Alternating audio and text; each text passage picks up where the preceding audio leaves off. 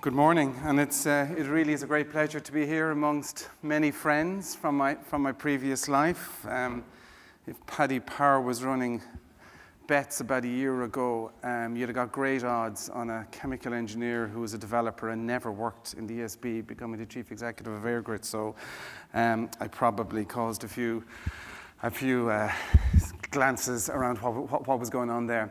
Listen, it's a great pleasure and a privilege for me to be in charge of EirGrid. EirGrid is an outstanding company, and EirGrid is a company that is right, heart and centre of the energy transformation that is going on in our country, and the energy transformation that needs to happen in an even more ambitious way over the next decade in our country. When I think back about seminal periods in Ireland and the power system, you look back to rural electrification and Ardna Crusha. We were a deeply, deeply poor country, and yet we had this manifest sense of vision about what the right thing to do for our people is. So we've been here before, and we've done extraordinary things in our short 100 years as a nation, and we should never, ever be frightened about being courageous and being ambitious going forward. I thought, in terms of my few words today, I'd look back a little. I'd reflect on where do I believe we are today, and then I'll make the bold and brave step of maybe trying to paint a picture of the future. So here goes. If we look back, think of 2007, about 12 years back. So you'd no iPhone, and you probably were using a BlackBerry or one of those antiquated-looking Nokia devices. We had a monolithic energy system that had served us extremely well through the ESB and their equivalents in Northern Ireland. It had made sure we had a secure and safe electricity system for many decades, but we had no competition. And we were about to embark on SEM, the first generation of SEM, and deregulation. And that was a profound change in the history of the electricity system. We were our power system was run exclusively by carbon, and 90% or 95% of fossil fuels were imported. We had no indigenous, very little indigenous fuel, and carbon wasn't in the conversation. We had a nascent, dynamic, and highly entrepreneurial wind energy community who had had some successes, and were really offering a view into government that actually we can be at the centre of the first round of transformation, which started back that many years ago. Al Gore's An Inconvenient Truth was seen by some, understood by less, and the lone voices in the Irish socio-political environment were Eamon Ryan and Professor John Sweeney, and frankly, there wasn't appetite within the political or indeed within the normal social discourse to have any considerations around this abstract matter of climate change. Diesel was the new saviour, the new green fuel, an act of corporate malfeasance on a level I think we may not have seen in decades. Committed by one, if not a multiplicity of automotive companies. And then this shining light, this really visionary piece of work in 2007 and moving into 2008, when the Fianna Fáil Green Party coalition decided, hey, we're going to put 40% res on the power system. And what was visionary about it was, I don't think anybody knew how that was actually going to be achieved, and there was probably many people, particularly in the technical space, saying, this is impossible, this is madness, this cannot be achieved. When I looked at today, we see Apple just announcing they will no longer report sales of units in their annual accounts, they'll just do dollars. And I'm wondering, are we seeing the demise of the iPhone? Is this another manifestation of change and transformation? We have the emergence of an extraordinary industry around data centers. The zettabyte has been born.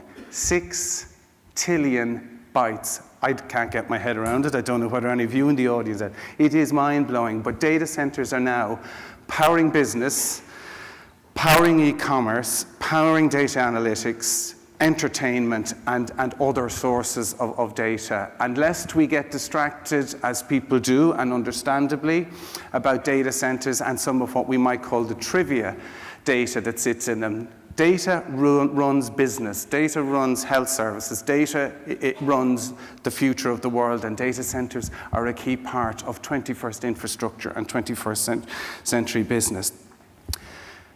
Today, I'm looking at an extraordinary ecosystem of capability that grew up in the last 20 years. These are people from planners, from engineers, constructors, lawyers, financiers. An ecosystem was built in Ireland in the last 20 years that is manifestly world-class and can proudly evidence today the outcome of your work, which is 32% renewables on the Irish power system over all of 2018. An absolute world-class achievement delivered by a world-class ecosystem, which is critical as we look forward to how Ireland is going to deliver on the challenges facing us. And lest I leave my own good company out, if I look at what EirGrid has delivered as part of that, hundreds of connections to wind farms have been delivered through EirGrid in partnership with ESB. An extraordinary attack on the laws of physics, where people said it could not be done, and EirGrid said, yes, it can be done. This business of developing products, developing services, highly technical, highly complex, working with you in the ecosystem, and delivering solutions that allow 65% of renewables on the power system today. And consistently, if I had a fiver for every time we've achieved that over the winter, I'd have a lot of money in my pocket. It's an extraordinary achievement. It's a world-class achievement. And it's proof that when we put our mind to it as a nation, we are as good, if not better, than anybody else in the world. There's also the emergence now of a complete industry called system services. 123 contracts were awarded last year to the tune of 130 million. That'll grow to 235 million over the next number of years. So another ecosystem has developed around system services, and that puts us in good place as we look ahead. And then finally, ISEM. And I'll tell you a little anecdote, because 12 months ago, I was in your world, and I remember being at a board meeting in March of 2018 and being asked 3 questions by a state board who'd invest hundreds of millions in renewables plant. One is, will EirGrid do it? Will it get done? Will it happen? Secondly, will our refit get cut? And thirdly, will we get destroyed in the balancing market? None of those have happened. The work that has been done in terms of delivering the ISEM proposition has been outstanding.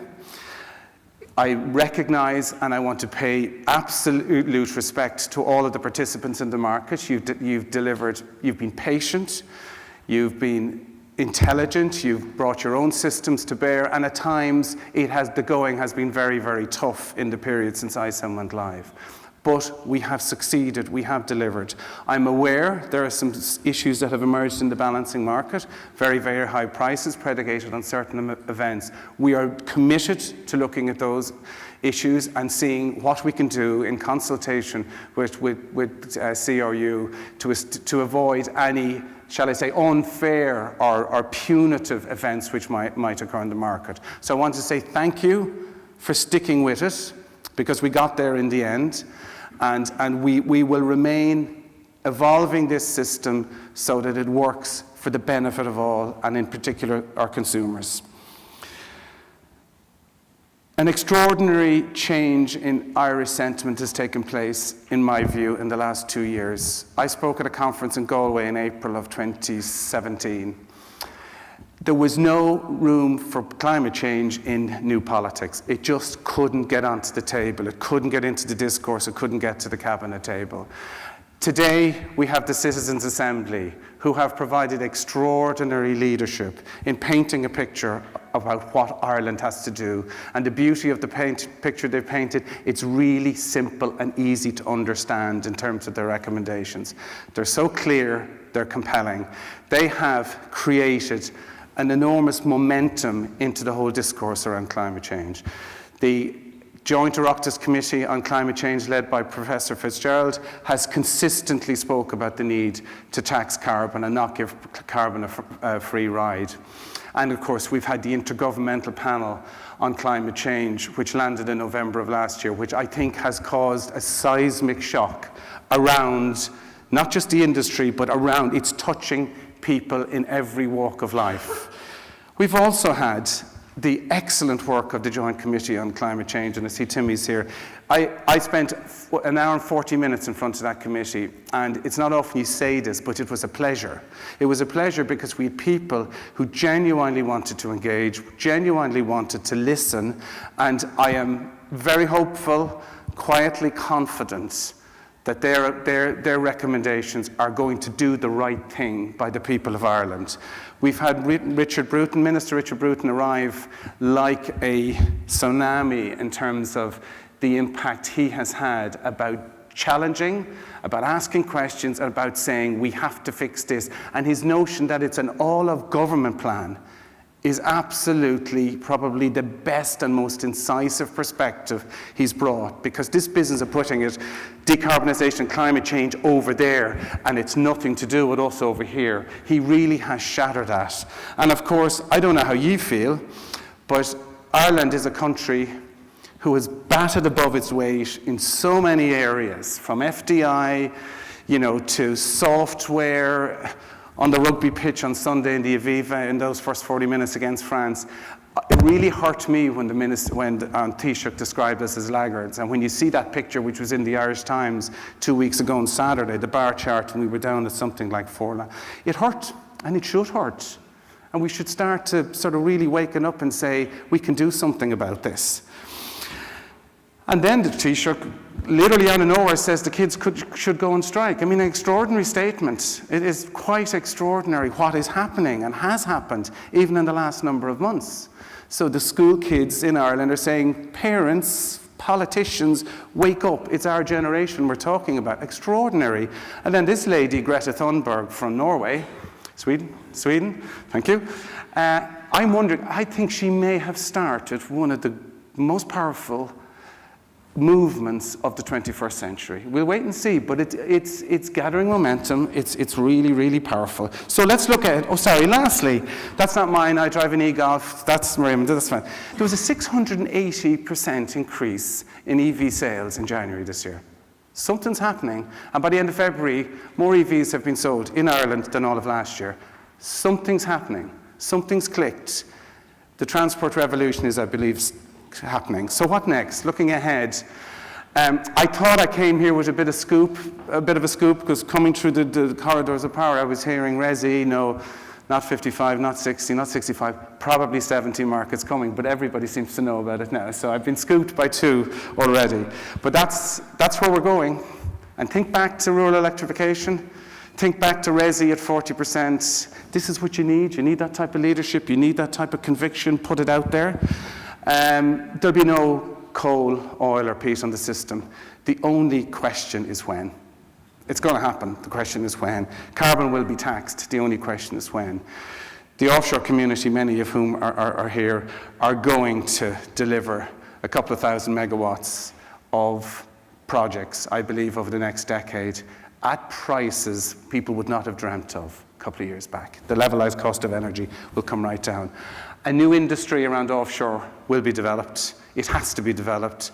There's fantastic opportunity out in the Irish Sea. It's probably the cheapest place to build offshore wind in any of the offshore domains across Western Europe. And I think we need to remove the roadblocks and make it happen. And we ourselves have published a study actually in the last week showing where connection points might be and where there's capacity on the grid. Solar will come.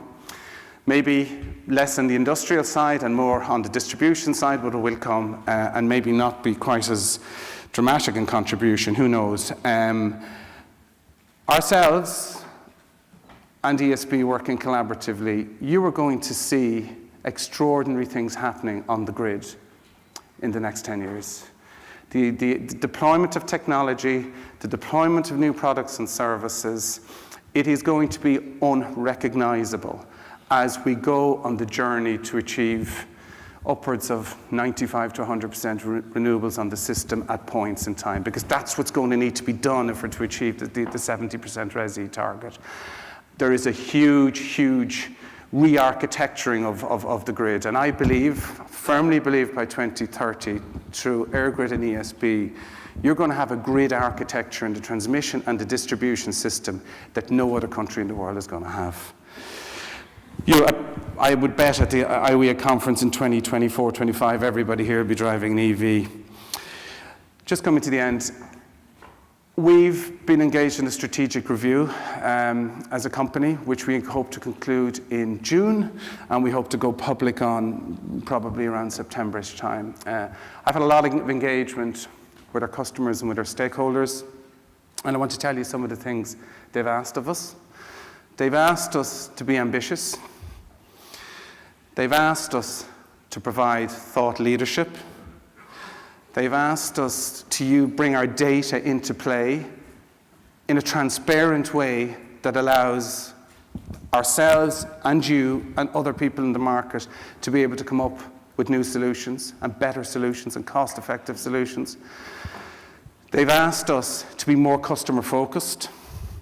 They've asked us to drive new, intelligent, innovative solutions in the system. And lastly, they've asked us to improve our performance around delivering transmission infrastructure on the system. We've heard that loud and clear. I can assure you, our customers, our partners, our participants, etc., those asks of us, you will see the response to that in our strategy when we publish later in the year. We've heard you. We think you're right, and we're going to make sure that happens. But I'll add one other dimension. The challenges facing us in the power system and the market in the next 10 years are extraordinary. Not to be frightened about, but they are extraordinary. We're going to have to collaborate on a level we've never done before, right throughout the whole system. And we will be putting collaboration at the heart of our strategy. Collaboration has two dimensions. If you look up collaboration in the dictionary, it's dangerous because there's one very negative dimension to it. But the real one is about two things: having a common goal, and then everybody who plays adds value. Just going to finish. This is my 18-month-old grandson, Alec. And I really worry about the world he's going to grow up in. I feel much better about it today than I did 5 months ago, certainly 2 years ago. He's now got school children. He's got a movement that started in Norway batting for him. And I think we've seen a shift of significant proportions in how politicians, business leaders, and others are actually prepared to stand up and have a voice and speak strongly and advocate for the change that has to take place. Thank you very much.